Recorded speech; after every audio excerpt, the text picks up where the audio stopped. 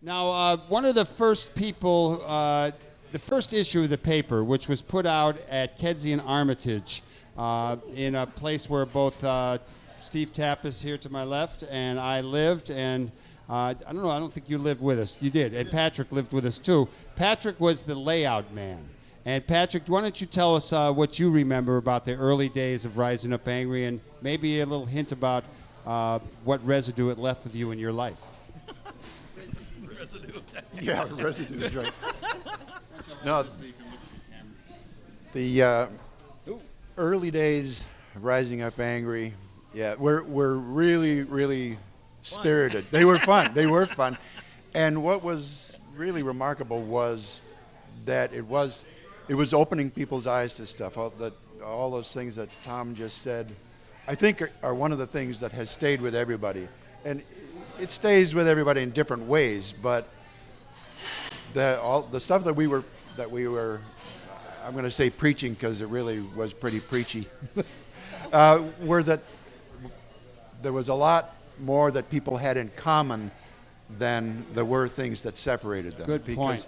There's the conventional wisdom is always that he's different from you and she's different from you and they want what you got and so on and so on. And that was the opposite of what we were out talking about and what the paper was full of. And the neighborhoods that we went into were just like a sponge for that point of view. Really? You know, we watched Trick Bag last night, and these guys and girls standing around the neighborhoods saying, you know, sure, yeah, we were banging for a while, but then we didn't want to be looking over our shoulder, worrying about being shot, and we realized, you know, they're just like us in more ways than they're not, and that was all true, and it was really important, and I think has stayed with everybody in one way and another. It stays with people in different ways. Trick Bag was a movie that was made by Cartemquin Films in cooperation with Rising Up Angry. And one of the people who was key to making that movie was Peter Kuttner, who had a career already in film and WTTW. He'd gone off to New York. He came back to Chicago. And I think we got you involved around the newspaper doing film reviews. You turned out to be one of the most inspirational people I've known in my life. So, Peter, tell us what you remember from those early days. Well, first I got to tell Tom, I think I ever told you that, I actually worked on commercials in that building where you and the boys were Clark drinking and Lads. Where the hardware is now. Well, we'd buy Van Merit because it was about 70 cents. Again, something Tom said really struck me about the learning experience. In a way, he made it sound like we were teaching and he was learning, but in many ways, it was the opposite. What attracted me a lot to Rising Up Angry was when I had heard that they were organizing at my high school. I went to Chicago Public High School, the Lakeview High School, and the people that Rising Up Angry was attracting were boys and girls, men and women of the likes that I had gone to school with. So I knew what they were talking about. It was a lot different from the student movement. Was not as a real successful student, and also was in there earlier. I was a little older, so I wasn't involved in that at all. So Rising Up Angry was a real kick in the head for me. I was very excited to get out there and talk to people. Although it was preachy, like Patrick says, we were looking for a new language. We were looking, as I said last night, it was pretty difficult to go into neighborhoods where a lot of the boys and some of the girls were going off to Vietnam, and if not getting hurt, dying, and we're going in there saying, those guys, the enemy, the guys you think are the enemy, are really our friends, and we want them to win. I said, what? You want the guys that killed my brother to win? I mean, it was a little crazy. But this whole idea that Trix laid out about people being the same, although we've given the props to the Young Lords organization, they also took a lot of stuff from the Black Panther Party, as did we. And in many ways, the way we structured our organization was what we had learned from both the Young Lords and the Black Panthers. And one of those key things is when you look back, history sort of blurs it a little, and you hear about the Black Panthers being in firefights and them getting killed and them killing police, and it was all about Fred Hampton getting murdered. But the fact is that what the Black Panthers told us that they were about, and we believe that they were about, was that it wasn't about black power, it was about people's power.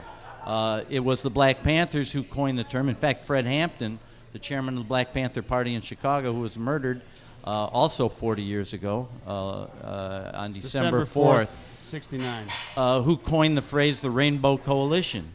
So that when you look at the Black Panthers, the Latino Young Lords, the white, the Young Patriots from White Appalachia, Rising Up Angry from all sorts of different ethnic groups, European ethnic groups, we were part of that rainbow. And what we learned by following the Panthers was that it wasn't just about this defense of against the police or from the police, but it was about community organizing, community services, serve the people. There was this oil additive that Mario Andretti or somebody was pushing all the time, STP, and we kind of adopted that logo, serve the people, so that in serve fact, the people, stop the pig. Seize the power. And in fact, we organized a health program, a free health program, much like the Panthers, a free legal program.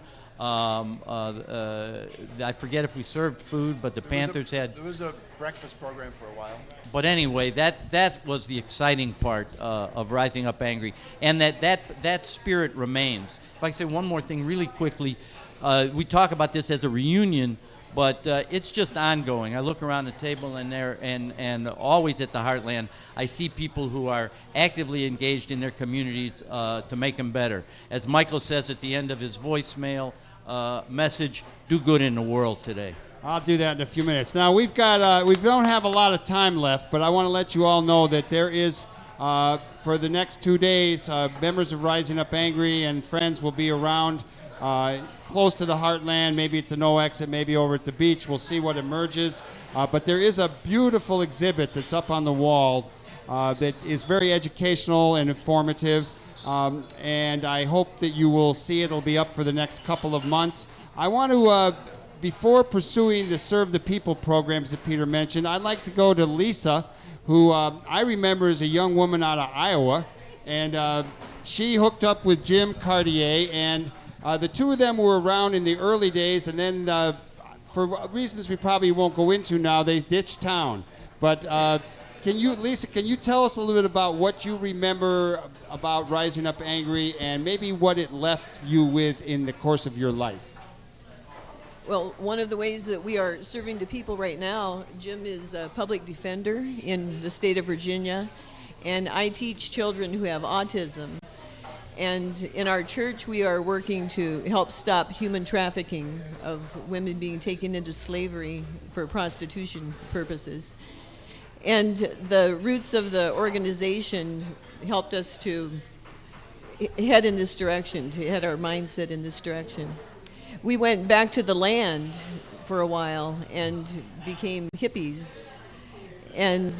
But we actually had guns. We actually had guns buried on our land, and to prepare for. They're probably rusty by now. Yeah, they were well oiled. Yeah, it was pretty. I always tell the story about how the Panthers, the Young Lords, the police, Rising Up Angry would be out at Bell's Gun Shop on Manheim Road at the same time taking target practice. It was a little hairy in those days. And we had a gun store too. There was a gun store in town, and someone who went off to be in the RCP, which is a revolutionary organization, was the guy who had founded the gun store. And